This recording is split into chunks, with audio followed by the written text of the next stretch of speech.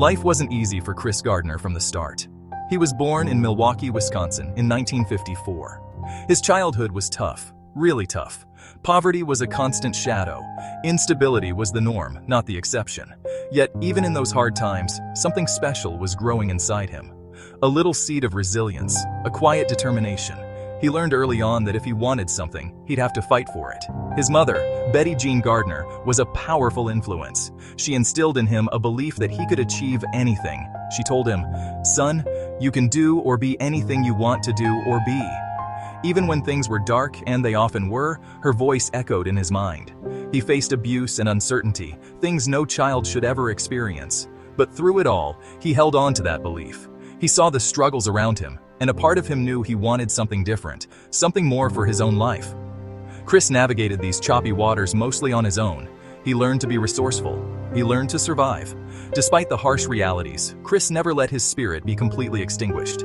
He had dreams, even if they seemed distant and impossible. This quiet promise, made in the heart of a struggling boy, would fuel an incredible journey. As Chris Gardner moved into early adulthood, life didn't magically become easier. The struggles of his youth seemed to follow him. He served in the U.S. Navy, a period that offered some structure and discipline. After his service, he found himself in San Francisco. He was trying to make a life for himself, working in medical research.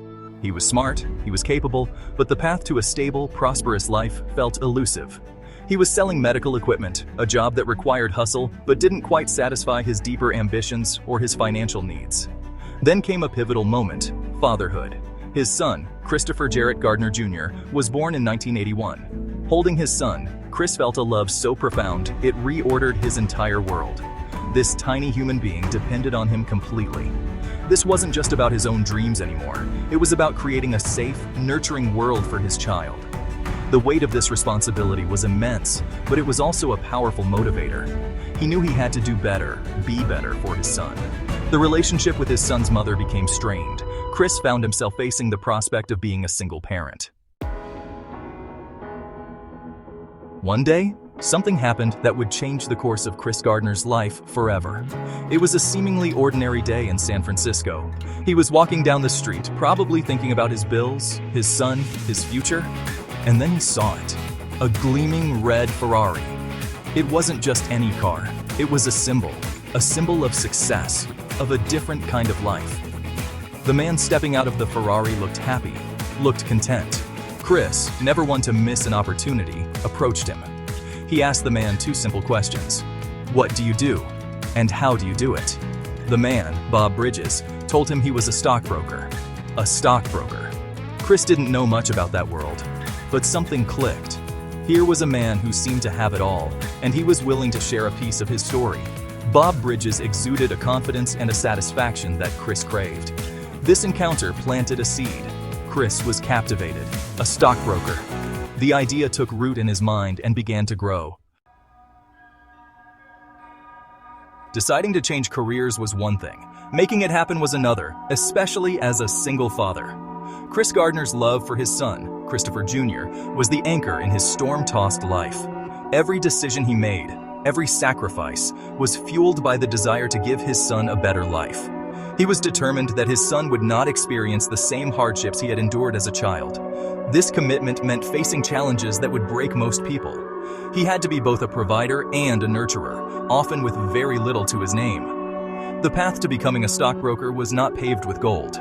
It was an unpaid internship, a training program at Dean Witter Reynolds. This meant no income for months.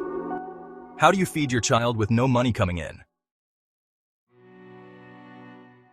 The decision to pursue the unpaid internship at Dean Witter Reynolds came at an enormous cost. With no income, Chris Gardner and his young son soon found themselves homeless. This was rock bottom. They slept wherever they could find shelter, in bus station bathrooms, at homeless shelters when they could get a spot, sometimes even on the Bay Area rapid transit trains. Imagine the humility, the fear, the desperation. Chris had to carry all their belongings in a suitcase, dragging it from place to place, always with his son by his side. Each day was a battle for survival. He had to get his son to daycare, then rush to the internship, impeccably dressed, trying to look like he belonged in the world of high finance. No one at Dean Witter knew about his homelessness. He couldn't let them know. He feared it would cost him the tiny chance he had. So he put on a brave face, studied hard, and worked tirelessly, all while carrying the secret burden of their dire situation. Even in these darkest moments, Chris never lost sight of his goal. He held onto that sliver of hope.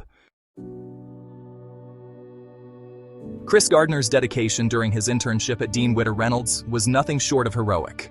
He knew he was competing against people who had advantages he didn't: college degrees, connections, and a stable place to live. So, he had to work harder, be smarter, and be more resourceful than anyone else. His days were incredibly long and demanding. He would wake up early, get his son ready, drop him at daycare, and then race to the office, often without having eaten properly himself. At the brokerage firm, he was a whirlwind of activity. He had to make hundreds of calls a day, trying to find clients. He was learning a complex business from scratch. He couldn't afford to waste a single minute. While others might take long lunches or leave early, Chris stayed late. He knew that every extra call, every extra bit of knowledge he could absorb, brought him one step closer to his goal. He was driven by a desperate hunger, not just for food, but for success, for a chance to prove himself. This period of intense sacrifice was the price of his dream. The day of the licensing exam was a monumental one for Chris Gardner. His entire future, and his son's, felt like it was riding on this single test. He had studied under the most challenging conditions imaginable, fueled by coffee, determination, and very little sleep. Walking into that exam room, he carried the weight of his struggles and the hopes for a new beginning. He poured everything he had learned, everything he had endured, into answering those questions. The wait for the results must have been agonizing. And then, the news came. He passed. Chris Gardner had officially passed the stockbroker licensing exam. This was a massive victory, a significant step up the ladder. It was the first real proof that his sacrifices were not in vain. Imagine the relief, the joy, the sheer exhaustion washing over him. He had done it. Against all odds, he had opened a door that many thought would remain closed to him. This wasn't just a test score. It was a validation of his spirit and his relentless hard work. Passing the exam was crucial, but the next step was getting hired full-time.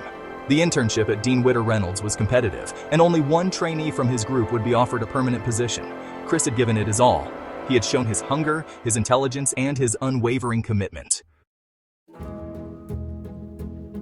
Getting hired at Dean Witter Reynolds was a monumental achievement, but for Chris Gardner, it was just the beginning. He excelled as a stockbroker, quickly learning the ins and outs of the financial world. His work ethic, honed during his toughest times, set him apart. He wasn't just satisfied with having a job, he was ambitious. He had seen what was possible, and he wanted to build something of his own. He soaked up knowledge, built relationships, and proved himself to be a talented and dedicated professional in the finance industry.